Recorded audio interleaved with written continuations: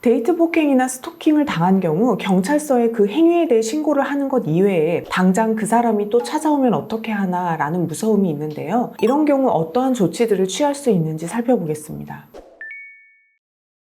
제일 무서운 것이 상대방이 내 주거지나 직장으로 직접 찾아오는 것인데요. 내 주거지나 직장 앞에 있는 모습을 촬영하거나 주변 CCTV 등을 확인해서 확보해야 합니다. CCTV는 증거보전 신청을 하는 등의 방법으로 확보해야 하고 보통 2주에서 한 달 동안만 보관하기 때문에 빨리 진행해야 합니다. 또한 문자를 보내오거나 전화를 거는 경우에는 이를 캡처해서 보관해야 합니다. 주의해야 할 것이 이것 또한 법원에 실제 이 사람이 그런 행위를 했다거나 위험성이 있다는 점을 증거 자료로 입증해야 결정을 받을 수 있다는 점입니다. 단순히 그냥 내가 불안하다는 이유 때문에 상대방이 그럴 가능성도 없고 증거 자료가 전혀 없는데도 신청한다면 기각될 수 있습니다.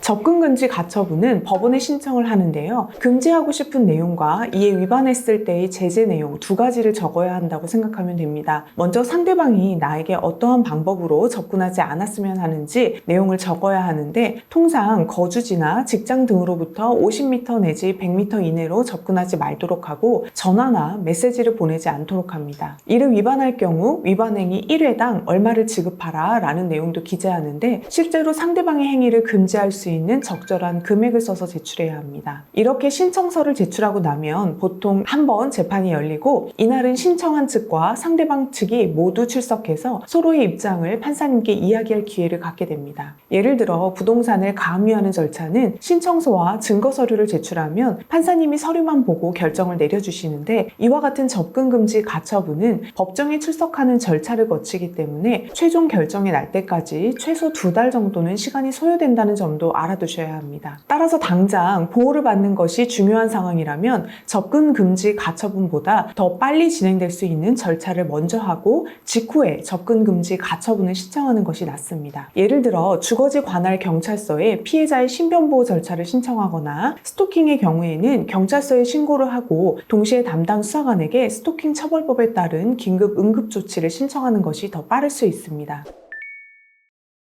접근금지 가처분 신청이 받아들여지는 경우 보통 다음의 내용이 포함되는데요. 크게 금지하는 내용과 이에 위반했을 때의 제재 두 가지로 나누어 생각하시면 됩니다. 금지하는 내용은 추후에 분쟁이 생길 여지가 없도록 분명하고 정확해야 하는데요. 대표적인 내용을 살펴보면 채무자는 채권자의 의사에 반해서 여기서 채무자는 상대방을 의미하고 채권자는 나를 의미합니다. 채권자의 신체, 거주지 및 사업장으로부터 50m 이내에 접근하여서는 아니 되며 채권자에 대하여 면담을 요구하거나 채권자의 평온한 생활을 침해할 수 있는 내용의 전화를 하거나 핸드폰 문자 메시지를 보내는 등의 방법으로 그 평온한 생활 및 업무를 방해하여서는 아니 된다라고 정해집니다. 이에 대한 제재의 내용으로는 이러한 의무를 위반할 경우 위반행위 1회당 50만 원을 채권자에게 지급하라 라는 식으로 정해집니다. 따라서 이와 같은 결정이 내려지고 난 후 금지하는 내용을 위반하게 되면 제재하는 내용에 정해진 바에 따라 금전적인 지급을 해야 합니다. 따라서 금전적인 지급을 하지 않기 위해서는 금지된 것들을 하지 않아야 하죠. 여기서 주의해야 할 것은 접근금지 가처분을 해두면 상대방이 나에게 접근했을 때 경찰들이 와서 잡아간다 이렇게 생각하시고 문의를 하시는 경우가 있는데요. 접근금지 가처분은 그렇게 되는 것이 아니라 위반했을 때 금전을 지급해야 할 의무를 발생하는 것이고 이를 통해서 강제하는 효과가 있는 것이라는 점입니다. 이것을 간접 강제라고 부르기도 하는데요. 보통은 이러한 결정이 내려지면 이에 따르지만 상대방이 돈 내는 것을 아무것도 아니라고 생각하는 경우에는 아무런 효과가 없기 때문에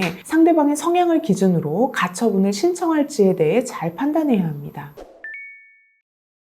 형사 고소를 반드시 같이 해야 하는 것은 아닙니다. 접근금지 가처분은 법원에 신청하는 별도의 절차이고 형사 고소를 먼저 해야 접근금지 가처분을 신청할 수 있다거나 형사 고소를 먼저 해야 접근금지 가처분 결정이 나온다거나 하는 것은 아니기 때문에 형사 고소를 하기 전이라도 접근금지 가처분은 신청할 수 있습니다.